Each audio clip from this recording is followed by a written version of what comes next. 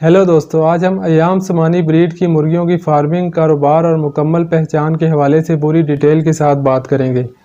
ये वीडियो बड़ी रिसर्च के बाद बनाई गई है, इसको पूरा सुन लें ताकि आपको पूरी इन्फॉर्मेशन मिल सके। अयाम समानी इंडोनेशिया की ब्रीड है। ये सर से लेके पाँव तक शाइनी ब्लैक कलर की होती है।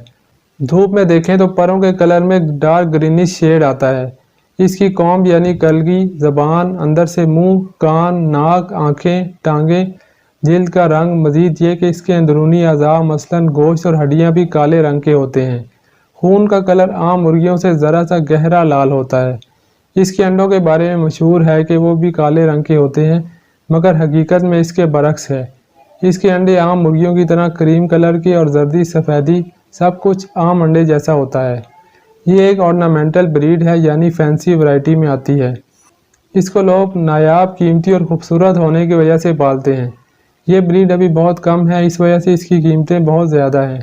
इसका 2 हफ्ते का चूज़ा 5,000 तक मिल जाता है। 1 माह का 7,000 का और ब्रीडर पेयर 50 से 75,000 का मिलता है। इसकी पहचान के हवाले से बात करें तो इसकी कलगी का कलर ब्लैक होना चाहिए। जामनी या ब्लैक ऑस्ट्रोलॉप की तरह सुर्ख शेड नहीं होना चाहिए।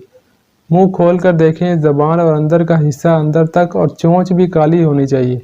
अगर कुछ मिक्सिंग है तो इसका मतलब ये ब्लैक ऑस्ट्रोलॉप के साथ रखी गई है। इनको अलहदा रखें ताकि क्रॉस ना हो सके और ब्रीड खालिस रहे। ये इंडोनेशिया की ब्रीड है। इससे मिलती जुलती ब्रीड इंडिया में पाई जाती है।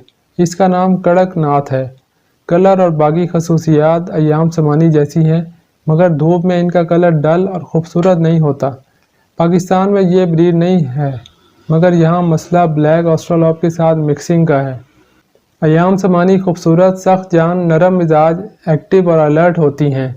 गर्मी सर्दी बर्दाश्त कर लेती हैं। अंडे कम देती हैं, 20 से 30 अंडे देकर रुक जाती हैं। फिर थोड़े अरसे बाद दोबारा इतने ही अंडे देकर दोबारा रुक जाती हैं। इनके अंडे इनक्यूबेटर में रखकर चूज़े निकालने पड़ते हैं।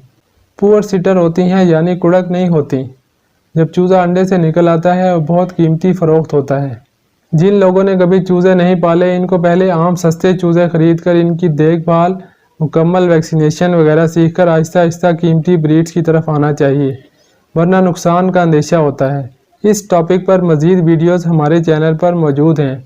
वीडियो को लाइक, शेयर, कमेंट करें और चैनल को सब्सक्राइब ज़रूर कर लें। मिलते हैं किसी और यूज़फुल और इन्फॉर्मेटिव वीडियो में।